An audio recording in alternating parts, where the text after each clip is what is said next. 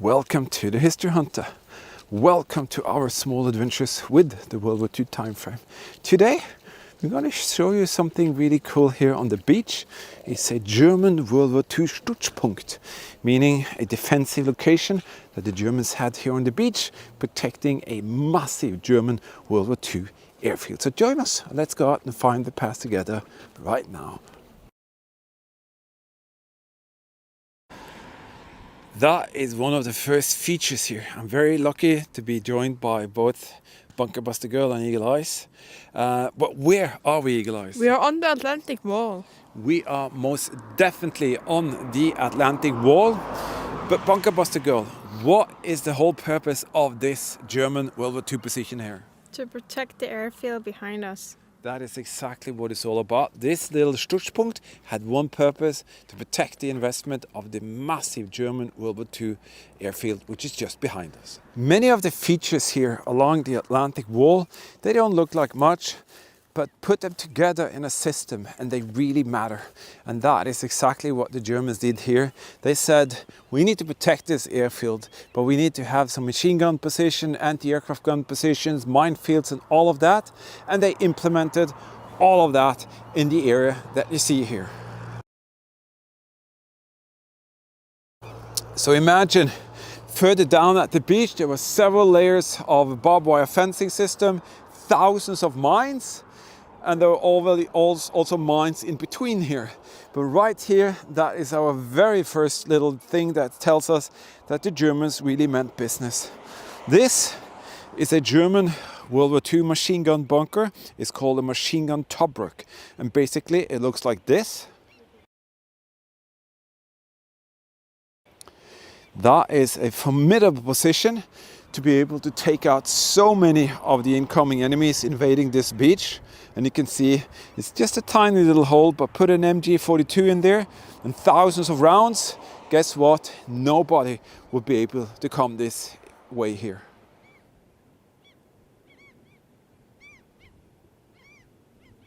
So that's a view from here. You can definitely see how the Germans came in here, entered the machine gun Tobruk, and then were ready for action. And also you can see they integrated into the mountainside. In that way it would be even more protected, even by, or if there was incoming rounds of mortar or bombs or anything.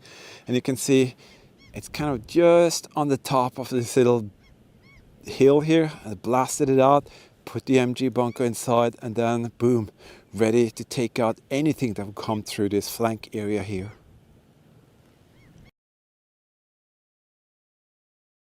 See here next to the road, you can see the first larger structure. That is a bunker, a Regelbau, that the Germans put up here. I think it's a crew bunker or crew shelter. And on the top there, you can see a second machine gun Tobruk pointing the other way.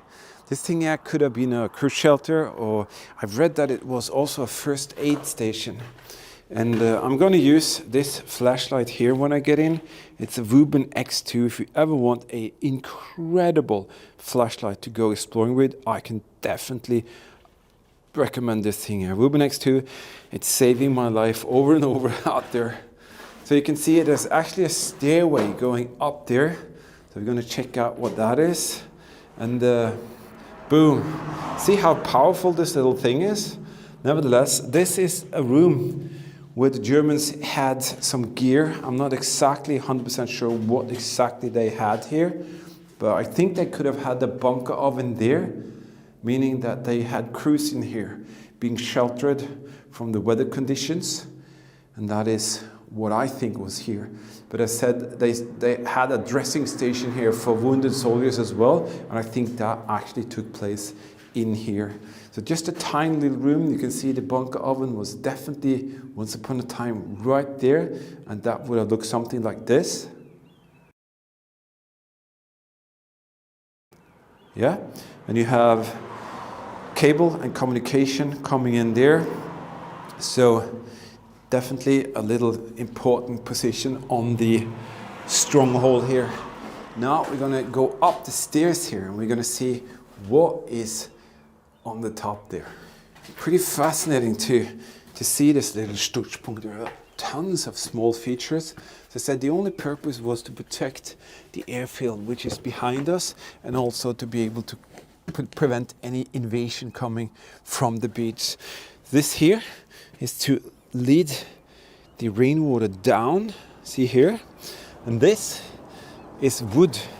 It's the original wood, protected the entrance area. You can see that railroad kind of planks put on top here, and you can see when you come, this is the entrance area, and then suddenly, boom, it leads you into this little valley here. And when you come over here, you can see that this valley leads to this feature here, which is the second machine gun bunker.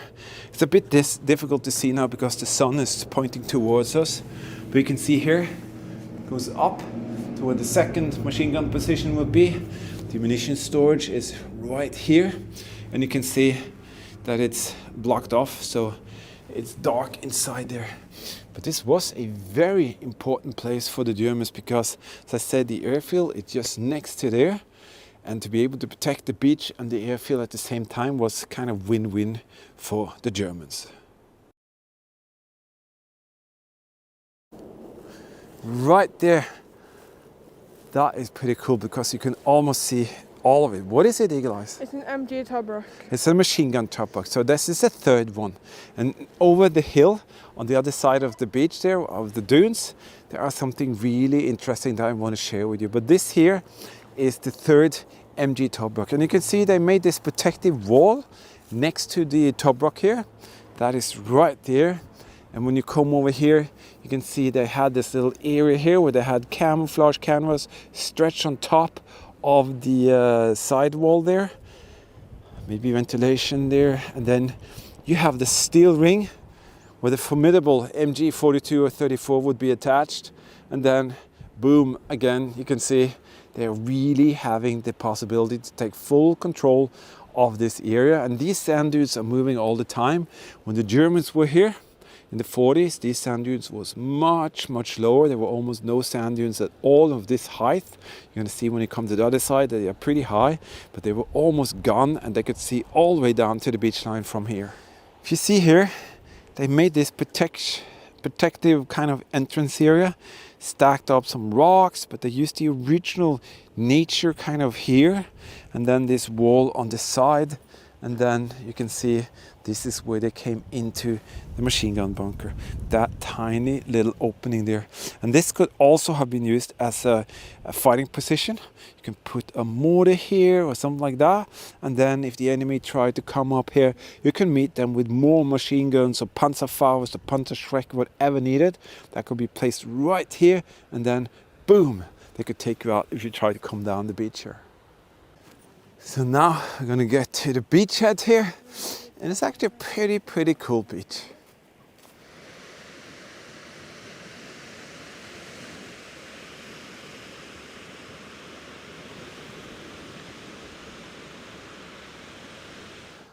So imagine these German soldiers, Karl, Heinz, Friedrich, Wilhelm, they were all here, young men, sent out to defend the Atlantic Wall. They came here, they were trained up to man the different positions, the MG positions, maybe a medic, and also the anti-aircraft gun positions that we're going to see further out here now. But imagine these guys running up and down these sand dunes, frantically trying to get to their post. They were hiding inside the crew shelter, and then the alarm came, and boom, they had to run through these sand dunes and go to their post and man them and be ready to sacrifice their life for their fatherland. Beautiful day. Just go to the right. I want to say a massive thank you to all of you out there watching, subscribing, commenting. To all of you Patreon team members, thank you for that. And you know, you can find a link to the Patreon thing in the video description, and there are perks for you, like this. Did you know that you can become a World War II History Hunter team member, and the artifacts here could be passed on to you in this manner and fashion here by creating beautiful World War II dioramas and displays? You can be the future keeper of something very special by the history and the history hunting that we share together. Check out the link in the video description. You can click that and you can become a Patreon team member if you want to. different kind of perks with for your eyes only videos, travel vlogs, restoration projects, all of that good stuff. And if you want to know more, check out the supporter videos in the beginning of each month. But now let's continue our little adventure. Yeah. Also, thank you to all of you who donate on the PayPal thing, and for you super thanks donators, thank you for helping us to be out here and share great history with all of you. What we're looking for now is a German anti-aircraft gun tower. It's a flak tower. It's a bunker with a anti-aircraft gun on top, a 20mm like this.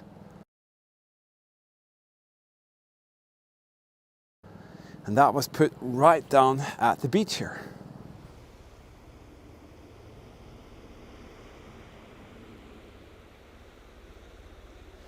That, my friend, is a German World War II anti-aircraft gun bunker and flak tower. And right there, that's a machine gun tobruk. And it's fully visible. It's not more than a few years ago. This was halfway up with sand. And there is something special about that. When the sand removes itself, you can actually find artifacts. And I found 20mm cartridges laying around in the area next to this bunker several times when we visited here. And that is pretty cool. But as I said, a few years ago, you can actually see the line where the sand went like 1.5 meters up. So the sand dunes has removed themselves back. And the machine gun tobruk there wasn't even visible more than the top of it. So pretty exciting when they are like this. But let's go down and check out these two. And you can see also there's a third one there.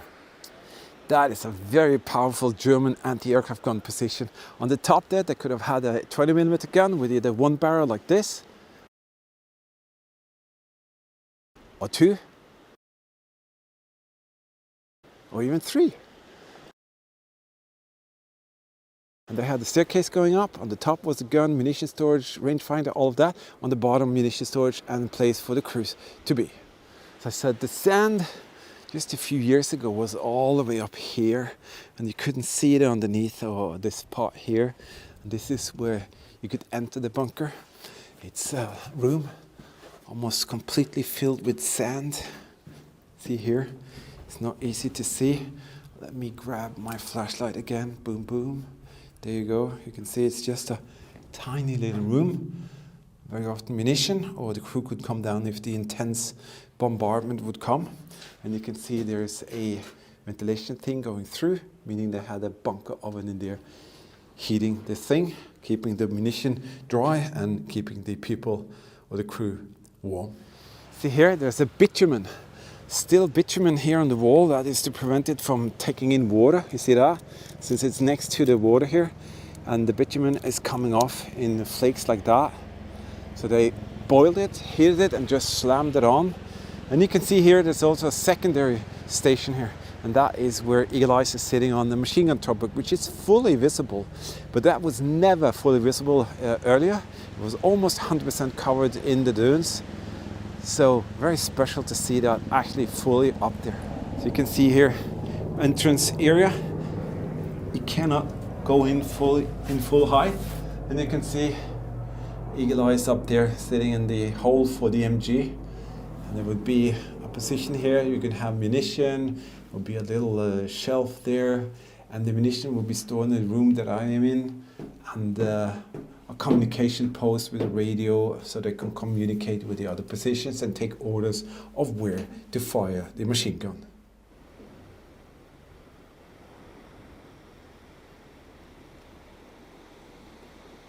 There are a lot of fighting positions nearby here.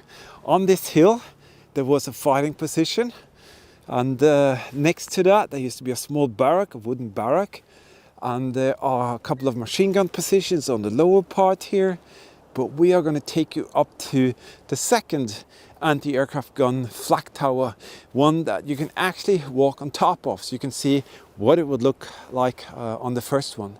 But all of this were fighting positions that the Germans utilized. They took advantage of the terrain, and in that way they could put troops at many of these positions here at the beach to prevent allies from coming in. So I'm going to take you on to the top of that hill, and I'm going to show you some of them in the terrain here. Right there is not easy to see. This is one of the fighting positions. They cut out the mountainside here, and they could cover the whole flank here. just by a tiny little position here in the terrain. Again here, just a few meters above the first one, another little cutout, built rock, concrete stuff, another position to put a machine gun and then cover next area here. So it's incredible to see how much they installed on this beachhead here. Right here, there's another little foundation. This is a little hill that I told you about. I'm not 100% sure what happened right there, but it's interesting to see that they took advantage of every one of the features out here in the beach area. Right there, that's where there used to be a barrack. And right there used to be a mortar position. You can see that little line there. And there used to be a machine gun position there. That's covered now. And then you have the anti-aircraft gun tower there, or bunker. So let's go and check that out. What do you think could be on top there, Bunker Buster Girl? Maybe a 20 millimeter.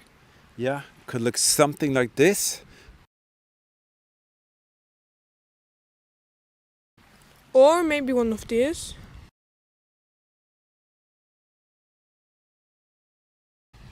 Yeah, could definitely be that. But as far as we know, they had, during the last months of the war, they had a 20 millimeter with 2 barrels.